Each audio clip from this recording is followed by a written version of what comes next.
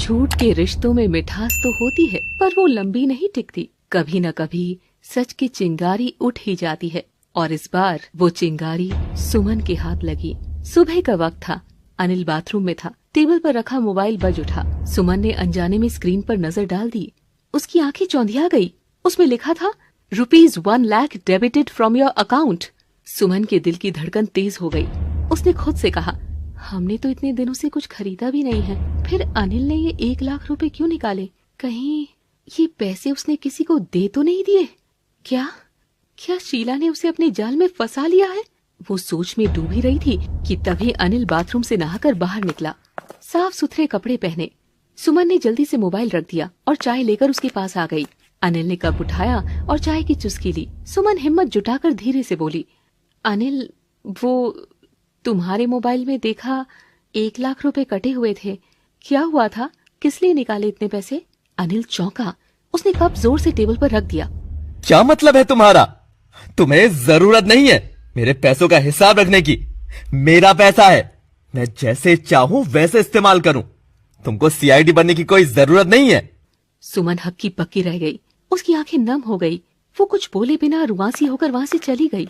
अनिल भी गुस्से से कुर्सी से उठा और फिर बिना कुछ देखे सुने ऑफिस के लिए निकल गया। सुमन अकेली खड़ी थी। उसके आंसू रुक नहीं रहे थे। उसने खुद से कहा, अनिल ने पहले कभी मुझसे ऐसे बात नहीं की, आज इतना गुस्सा क्यों? इसका मतलब मामला गंभीर है। मैं इसका पता लगा कर रहूंगी कि पैसे गए कहाँ, और जहाँ तक मुझे लगता है मेरा शक सही होगा। अब उसके चेहरे पर दर्द भी था और दृढ़ निश्चय भी। उधर दूसरी तरफ शीला अपने कमरे में बैठी थी। उसकी आंखों के सामने पैसों की गड्डियां फैली हुई थी। फोने हाथों में लेकर हंस रही थी। आजकल के लोगों को बेवकूफ बनाना कितना आसान हो गया ना।